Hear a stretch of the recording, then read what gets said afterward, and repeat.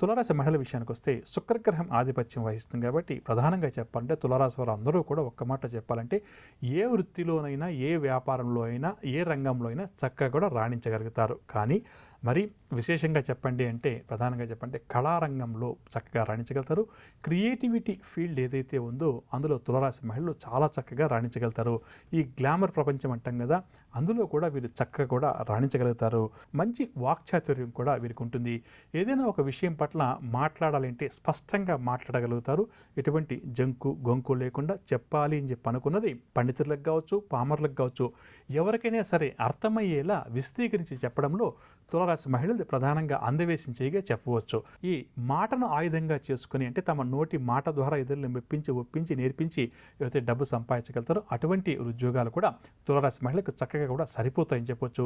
ఒక ఉపాధ్యాయురాలుగా రాణించగలుగుతారు, ఒక యాంకర్గా రాణించగలుగుతారు, ఒక న్యాయవాదిగా రాణించగలుగుతారు, ఒక న్యాయమూర్తిగా కూడా రాణించగలుగుతారు.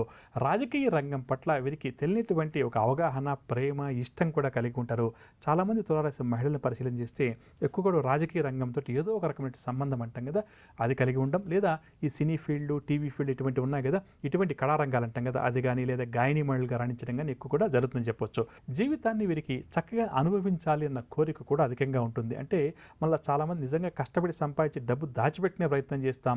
ఆ డబ్బు దాచిపెట్టుకుంటూ మన వయసు అయిపోయిన తర్వాత దాన్ని అనుభవించాలని చెప్పి అనుకున్నప్పుడు మనకు వయసు, మనసు సహకరించవు. కానీ తులారాశి మహిళల విషయానికి వస్తే ప్రధానంగా ఏంటంటే సంపాదన బాగుండాలనుకుంటారు, సంపాదిస్తారు, తెలివితేటలు బాగుంటాయి.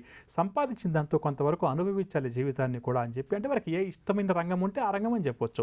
ఆ విధంగా వారు సంపాదించిన డబ్బుతో కొంతవరకు సరదాగా హాయిగా అనుభవించే ప్రయత్నం కూడా చేస్తారు. కాబట్టి ఏ విషయంలో చూసుకున్నటువంటి తులారాశి వారికి అన్ని వృత్తి ఉద్యోగాల్లో చక్కగా కూడా వీరికి రాణించగలిగినటువంటి శక్తి, నేర్పు, తెలివితేటలు అధికంగా ఉన్నాయి.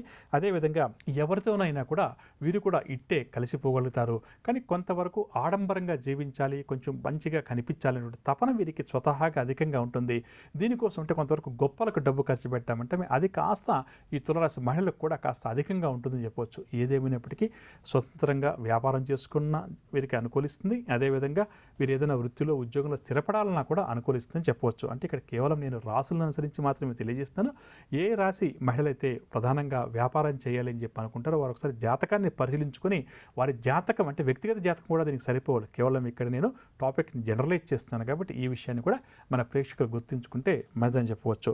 ఇక ఇప్పుడు మనం తులారాశి వారు ఎవరైతే ఉన్నారో స్త్రీలు కావచ్చు, పురుషులు కావచ్చు, ఎవరినో కూడా కావచ్చు, వారు కష్టపడి సంపాదించిన డబ్బుతో ఎటువంటి దానాలు కానీ తరచుగా చేస్తే వారికి ఎటువంటి సత్ఫలితాలు కలుగుతాయి అన్న ఆసక్తి కలిగించే అంశాన్ని తెలుసుకునే ప్రయత్నం చేద్దాం. ప్రధానంగా ఏదన్నా హాస్పిటల్స్ నిర్మాణం జరుగుతుంటే, ఏదన్నా బీదవారి కోసం హాస్పిటల్స్ లాంటివి కట్టిస్తుంటారు కదా, అక్కడ ప్రధానంగా కొంతవరకు దానికి డబ్బును డొనేట్ చేయడం చాలా మంచిది.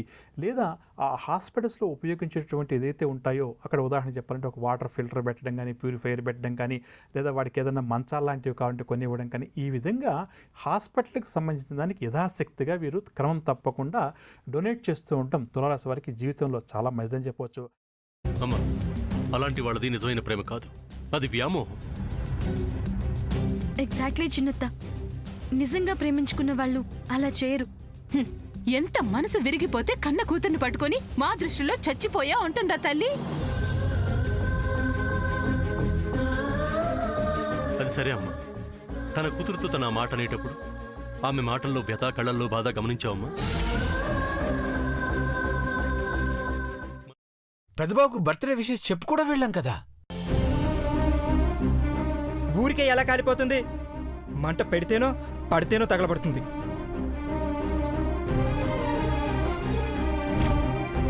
కరెక్ట్ చిన్నబాబు, నీకొచ్చినట్టే నాకు డౌట్ వచ్చింది.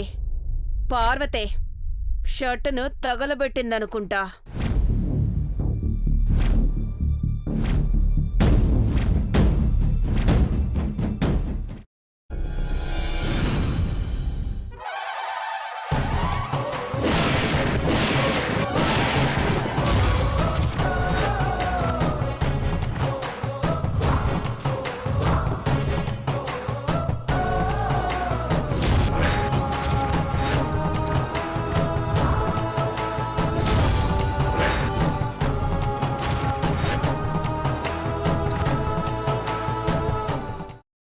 కున్న తర్వాత పొట్టు తీసేసి చాప్ చేసి పక్కన పెట్టుకోవాలి.